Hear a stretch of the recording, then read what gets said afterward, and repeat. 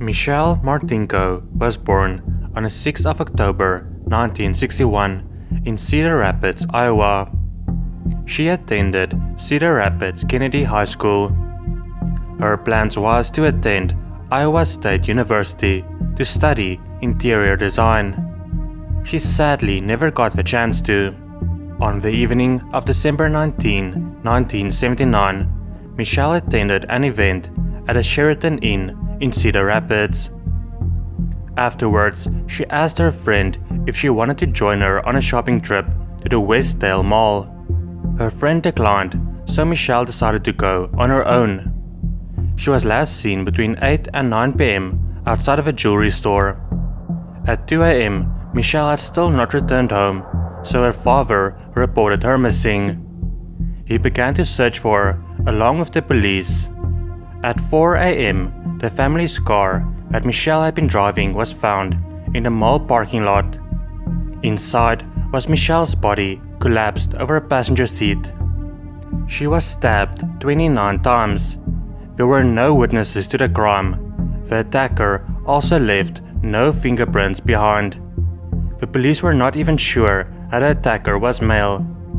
Michelle was not indecently assaulted, and none of her possessions were taken, so the motive was also not clear.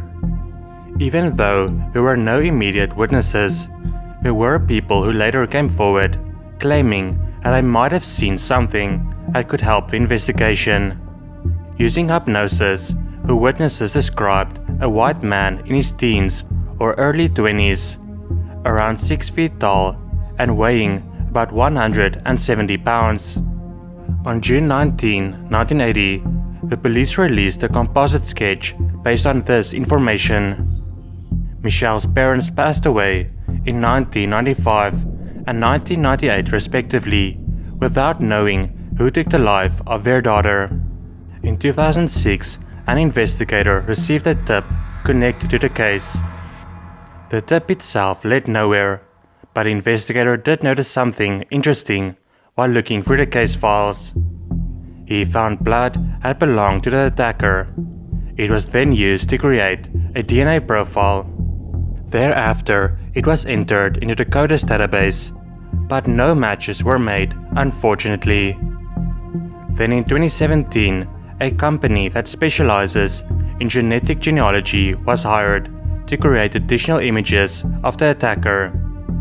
The images looked vastly different than the ones they used back in 1980.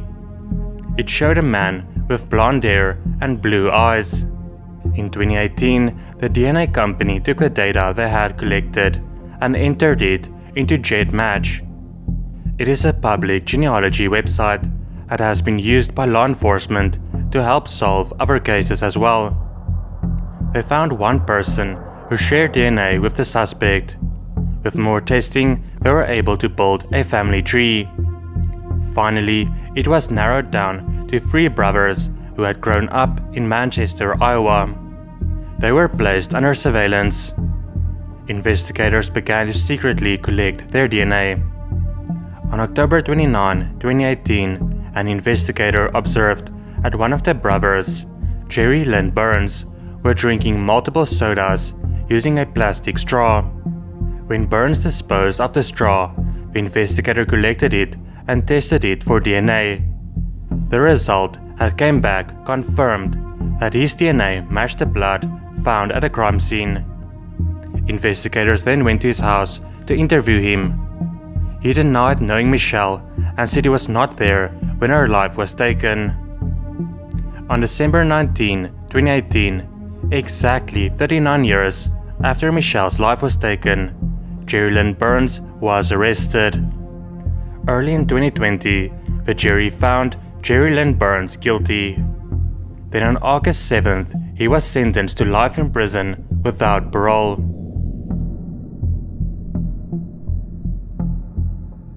Alexis Miranda Badger was born on the 23rd of June, 1974 in New Orleans, Louisiana. At 5 months old, she was placed for adoption by her biological mom.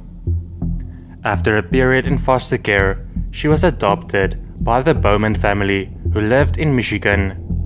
she was renamed as Aundria Bowman.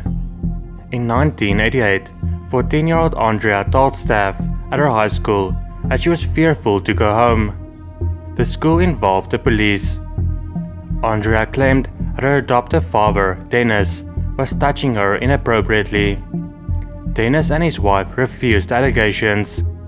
They claimed that Aundria was just mad because she recently found out that she had been adopted. Shortly after this incident, the Bowman family moved to a very secluded area called Allegan County. Not long after the move, Aundria was reported missing by her adoptive parents. Dennis claimed that Aundria stole from them before running away. Dennis Bowman's criminal record at the time of her disappearance was notable. In 1980, he was arrested after a young woman claimed he attempted to lure and assault her in a wooded area. He pleaded guilty.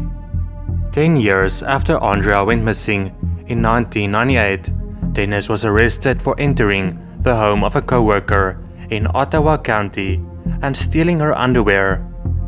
The next year, in 1999, a Jane Doe was discovered in a cornfield in Wisconsin. It was believed that it could be Aundria due to a notable resemblance. Using DNA from Aundria's biological mom, she was ruled out, however. For those wondering, the Jane Doe was later identified as Peggy Johnson.